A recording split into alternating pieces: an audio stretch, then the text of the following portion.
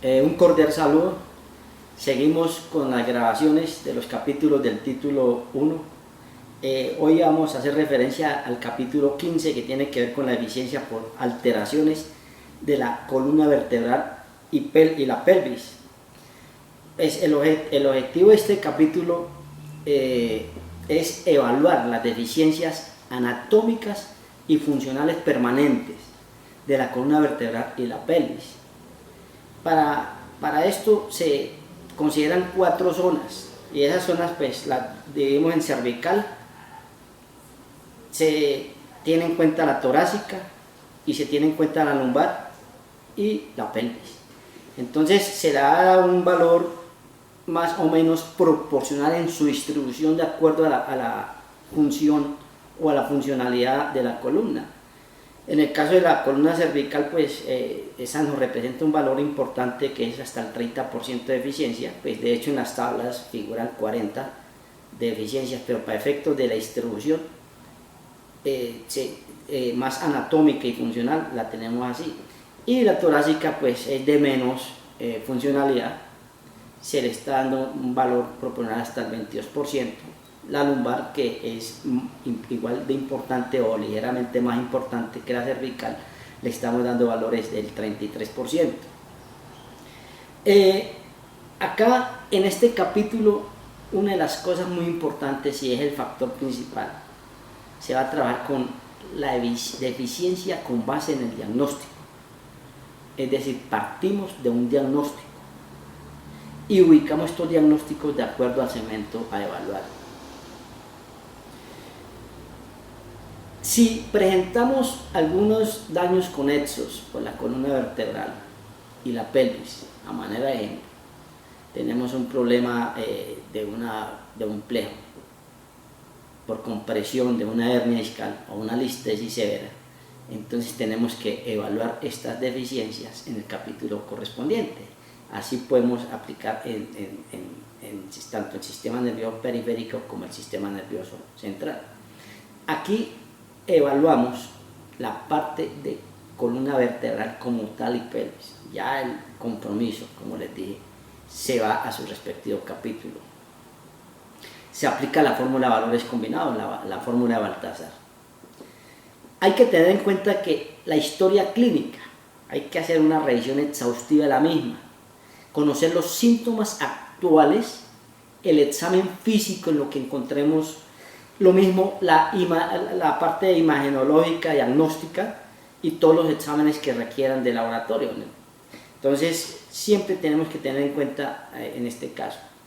Como lo tenemos por segmentos, si tenemos 2 o más diagnósticos en un mismo segmento, es decir, si presenta 1 o más diagnósticos en el segmento cervical, en el dorsal o en el lumbar, se debe tener en cuenta el segmento que tenga mayor porcentaje de eficiencia, es decir, el diagnóstico de mayor porcentaje de eficiencia, es decir, el que tenga mayor severidad. A manera de ejemplo, si hay una lesión de tejidos blandos a nivel cervical, si hay una listesis a nivel cervical y si hay una hernia discal a nivel cervical, miramos cuál representa mayor severidad y cuál mayor porcentaje. Entonces se toma una sola de los diagnósticos del mismo segmento. Pero si tenemos varias patologías en diferentes segmentos, hacemos el mismo procedimiento por cada uno de los segmentos. Tomamos la eficiencia o el mayor diagnóstico de severidad más alta, obtenemos los resultados de estos y los combinamos en fórmula Baltasar con los otros segmentos, a manera de ejemplo, cervical, dorsal, lumbar, incluyendo pelvis. Este se debe calificar una vez se inicie el tratamiento, un año después, un año calendario después de iniciado el tratamiento. Ese es el momento de la mejoría médica máxima, pero no debemos sobrepasar los 540 días, es decir, antes de los 540 días. De estas personas que presenten un daño lumbar, se puede valorar un año después del tratamiento y que no sobrepase los 540 días. Esa sería la mejoría médica máxima. Entonces decíamos que la eficiencia con base al diagnóstico es el factor principal. Y vamos a contemplar 5 categorías por cada tabla de cada uno de estos segmentos a evaluar. Tenemos por dolor de columna recurrente crónica, tenemos por lesiones de disco intervertebrales y patologías de segmentos móviles en uno o múltiples niveles, tenemos por estenosis cervical y lumbar, por fracturas y luxaciones a nivel vertebral y fracturas y luxaciones pélvicas. Esas son las categorías que vamos a considerar en el criterio 1, que dijimos que es con base del diagnóstico. Es de señalar que si hay restricciones a nivel de los arcos de movilidad, se aplica estas restricciones como tal, ya vamos a ver en las tablas. Pero para efectos de calificar, partimos del diagnóstico que más compromiso tenga en uno de los segmentos. Siempre estos diagnósticos tienen que estar corroborados por imágenes radiológicas, por resonancias, tomografías, cualquier de estas situaciones. Tenemos como factor modulador la historial del funcionamiento de la columna. Lo tenemos en los 4 segmentos: cervical, torácico, lumbar, pélvico. El comportamiento en todas las tablas es exactamente igual, con excepción de pelvis, que cambia un poco porque tenemos en cuenta acortamientos que generan nivel de miembros inferiores. El otro factor o criterio que tenemos es el examen físico, los signos, la atrofia, el acortamiento, la radiculopatía. Ese es otro factor modulador. Entonces estos usted sabe que son los que nos van a servir para si modulamos o aplicamos el valor siguiente dentro de la misma clase, o el de mayor o menor valor de acuerdo a los criterios que cumplan en este factor modulador.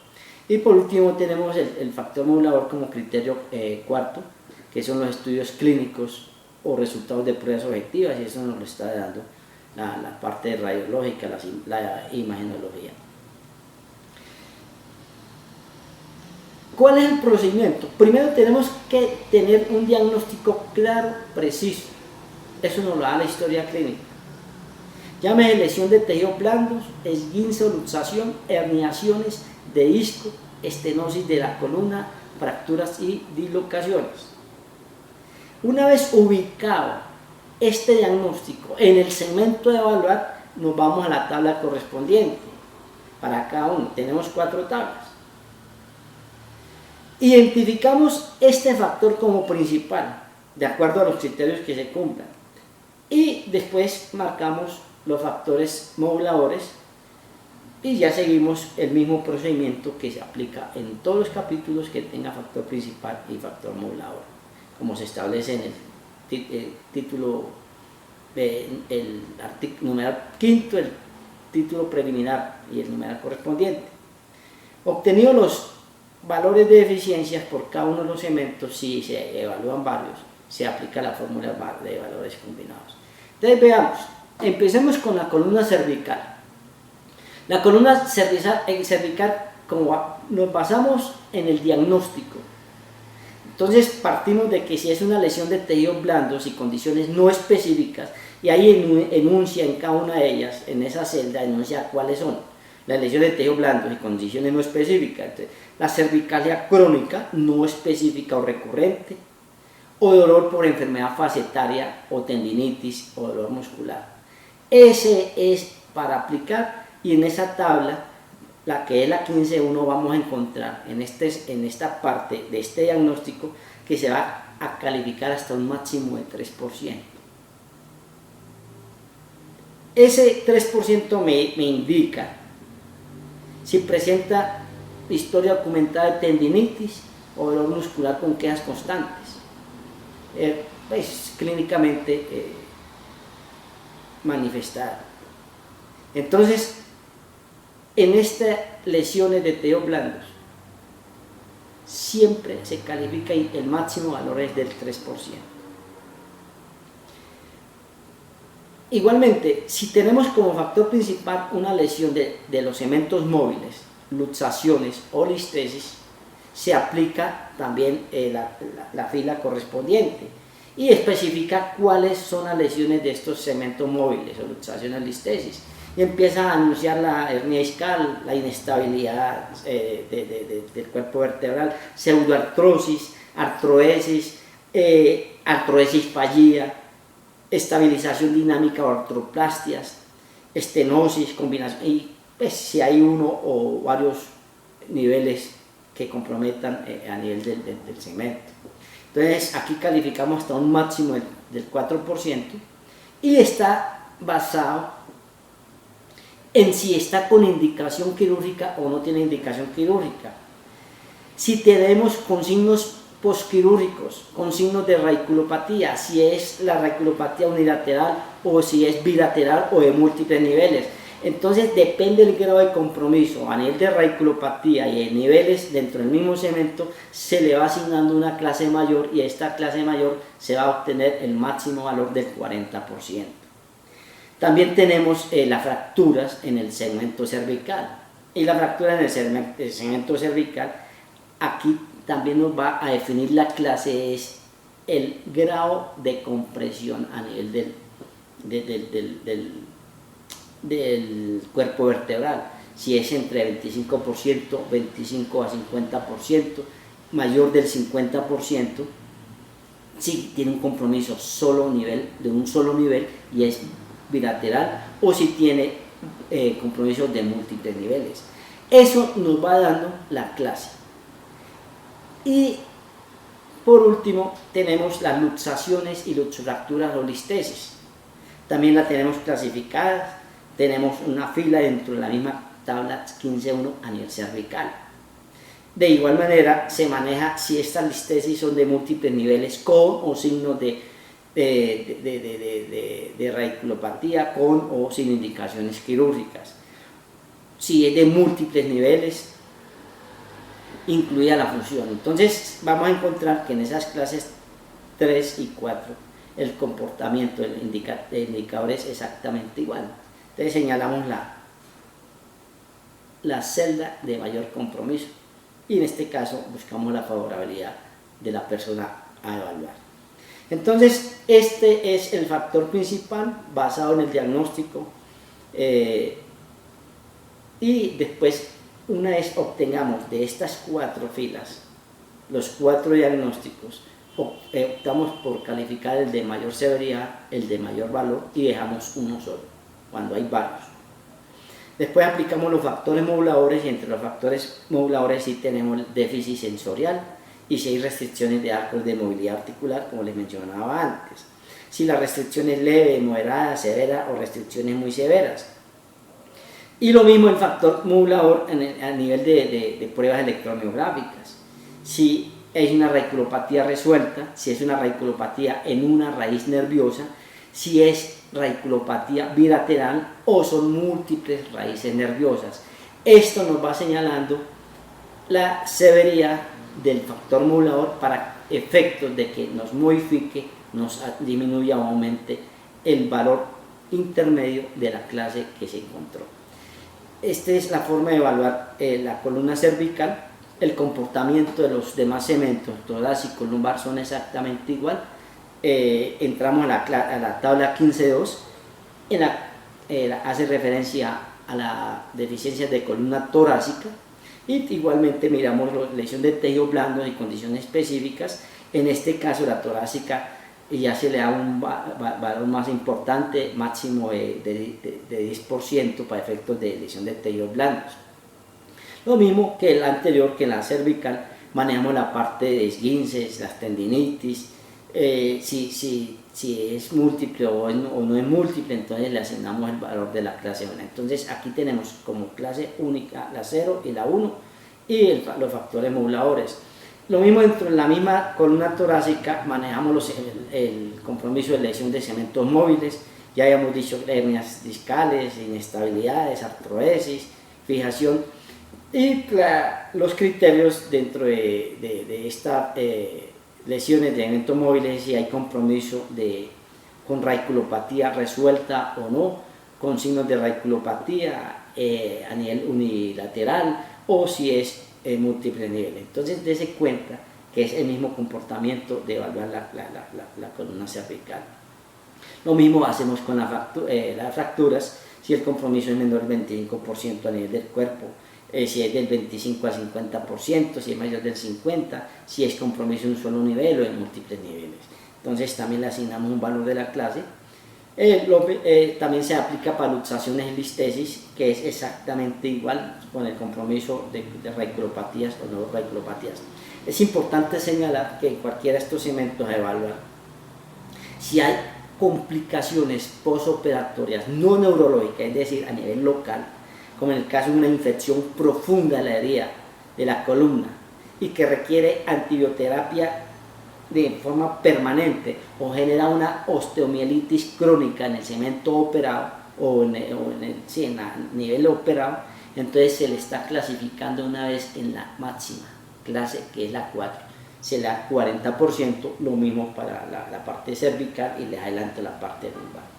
Entonces acá el comportamiento es exactamente evaluar las mismas estructuras y simplemente ubicamos el segmento.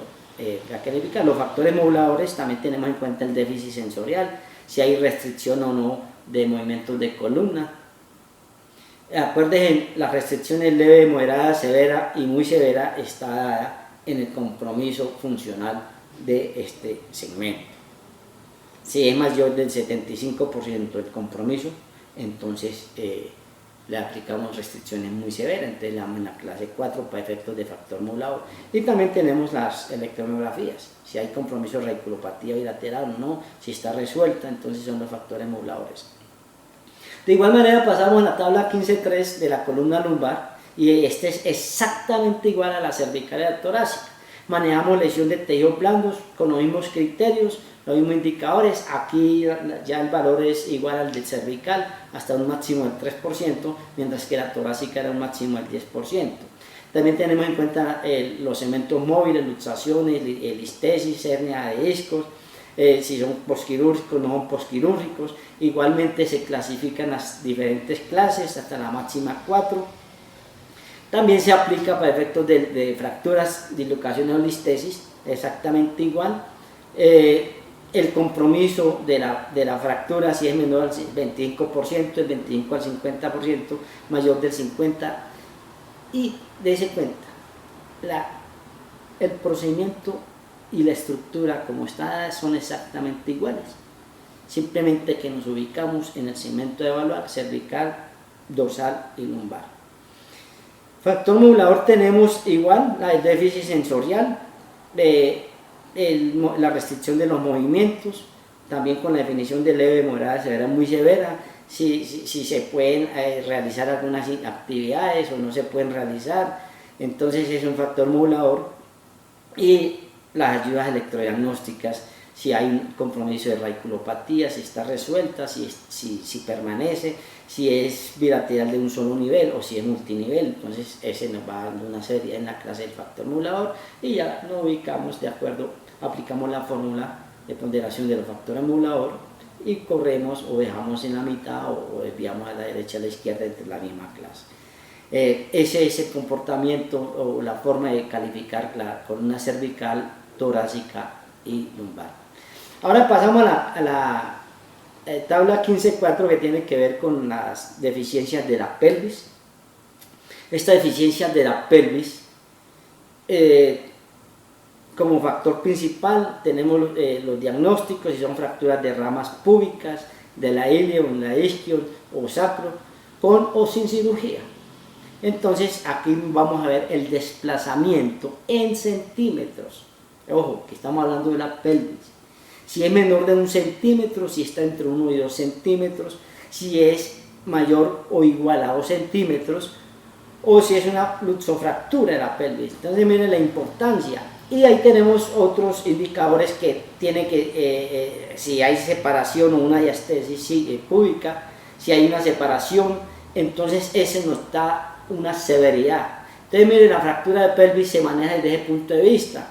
Y en el caso de fractura del acetábulo, lo único que tiene en cuenta es si hay un compromiso o restricción a nivel de la cadera de miembros inferiores. Y como factores moduladores, pues tenemos el patrón de la marcha, para efectos de la pelvis, si hay una marcha alterada, con alteración leve moderada, si requiere un apoyo, no requiere apoyo, o no puede caminar. Y lo mismo, el otro factor modulador es en cuanto al acortamiento de la extremidad inferior. Si es menor de 1 centímetro, si está entre 1 y 3 centímetros, si es entre 3 y 5 centímetros o mayor de 5 centímetros. Entonces, ¿qué pasó con relación al 91799? De que la tabla 1.16, el acortamiento en las extremidades inferiores, en el caso de la pelvis, todo se nos simplifica en las 4 tablas que manejamos, pero ya son más específicas y más aclaratorias. Esa es la modalidad calificar deficiencias de columna vertebral y de la pelvis. Muchas gracias. En otro capítulo volvemos a señalar y en el taller que tenemos programado para parte presencial.